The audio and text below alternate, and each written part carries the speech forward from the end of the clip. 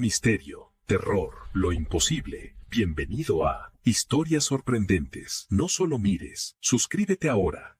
Hay noches en Caracas donde el silencio pesa más que el calor. Esta noche de febrero de 2026 es una de esas. Dicen que en los pasillos de Miraflores, los pasos ya no suenan igual. ¿Se acuerdan de los soles? ¿Esas estrellas que brillaban en los hombros de los que mandaban? Bueno, resulta que esos soles empezaron a eclipsarse por algo que nadie vio venir.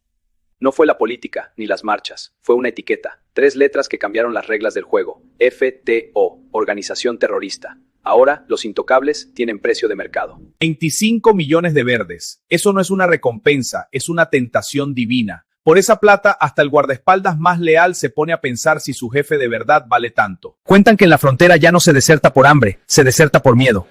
Capitanes y mayores huyendo con discos duros llenos de secretos, buscando ser el primero en cantar la canción de la libertad.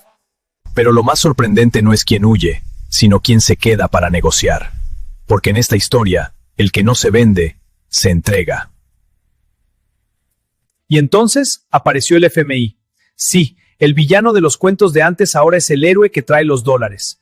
Pero el fondo no regala nada, ellos quieren orden y cabezas. La jugada es maestra. Una ley de amnistía que parece un regalo, pero es una trampa.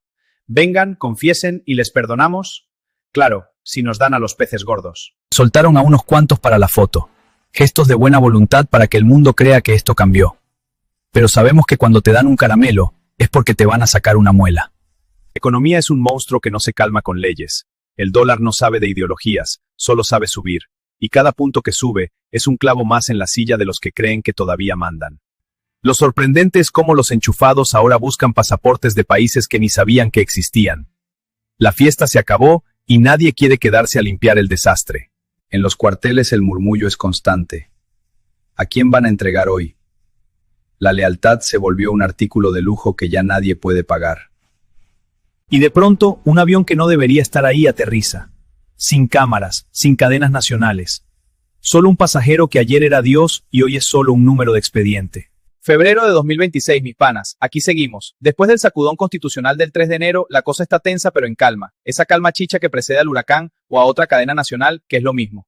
Al final, la historia más sorprendente no es la de los que caen, sino la de los que seguimos aquí. El venezolano, experto en sobrevivir a lo imposible.